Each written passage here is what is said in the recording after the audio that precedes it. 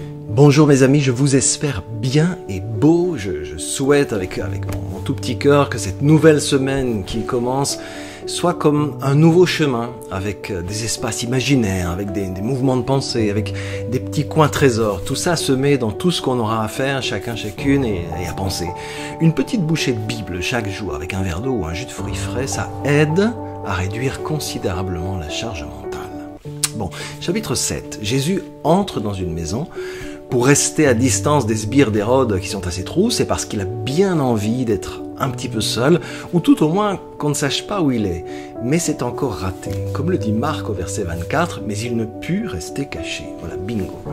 Une femme, une phénicienne, une grecque, donc, une étrangère, vient le trouver, et littéralement elle se jette à ses pieds, parce que sa fille ne va pas trop bien. Sa fille est tourmentée, dit-elle, agitée par un esprit mauvais.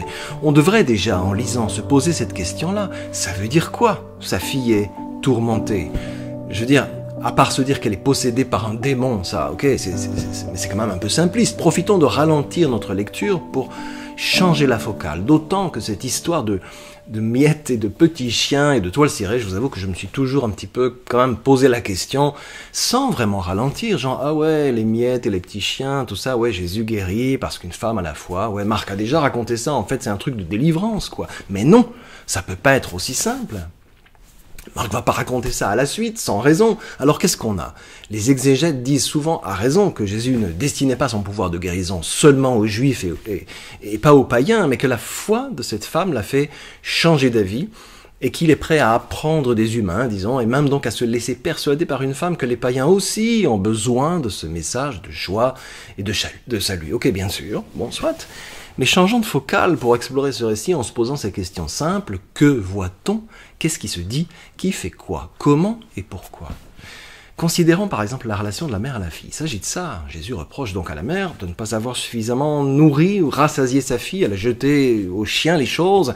Les Grecs aimaient beaucoup les animaux domestiques. Et le terme grec ici signifie petit chien, ce qui veut bien dire qu'il ne s'agit pas de chiens sauvages qui rôdent sous la table à la recherche de miettes, probablement les miettes d'ailleurs, de miettes de pain que les invités utilisent pour se laver les mains et dont ils lâchent le lest ensuite sous la table. Non, par cette parole, Jésus invite cette femme à reconsidérer la relation qu'elle a à son enfant. La mère a-t-elle préféré les petits chiens, c'est-à-dire aussi ses propres biens, son apparence extérieure, son temps libre, sa carrière?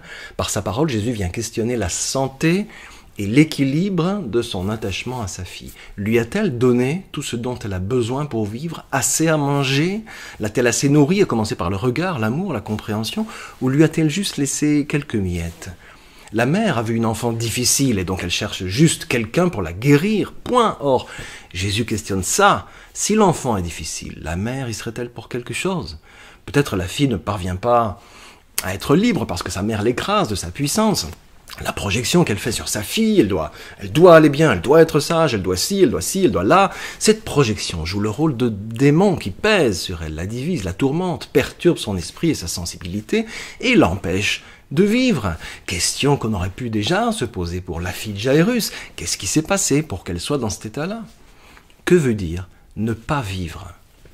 En poussant la mère à s'interroger sur sa propre manière d'être et d'agir, Jésus dénoue le lien nocif entre elle et sa fille. Il crée un espace où l'une et l'autre peuvent réaliser pleinement leur identité propre. Ainsi, le démon perdra tout pouvoir sur elle.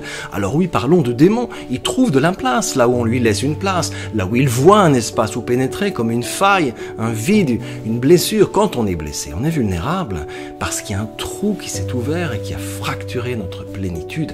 Alors si c'est ça, oui, c'est l'ennemi, et c'est moche. Verset 28, la femme répond à Jésus. Et c'est cette réponse qui va convaincre Jésus, non tant la foi de cette femme que son intelligence, c'est-à-dire son aptitude à se laisser surprendre et transformer et guider vers une autre façon de penser et voir les choses. Métanoïa, chemin de foi. Verset 29, Jésus l'envoie vers cette possibilité neuve. Il dit, va, ta fille est libre. Et verset 30, elle est étendue sur le lit. Ce terme grec pour étendu signifie détendue, en paix, sereine, en bonne santé. En fait, en lisant la Bible, et ici Marc en particulier, chaque fois qu'on se dit « Oh là là, je ne comprends pas », c'est bon signe. C'est signe qu'il y a matière à creuser, à s'étonner, à se laisser surprendre et émerveiller. Jésus n'est pas venu pour épater la galerie, il est venu pour nous apprendre à vivre. Marc nous dit Le voyez-vous comme le langage de Jésus est puissant, atemporel, contemporain? Le voyons-nous, ça?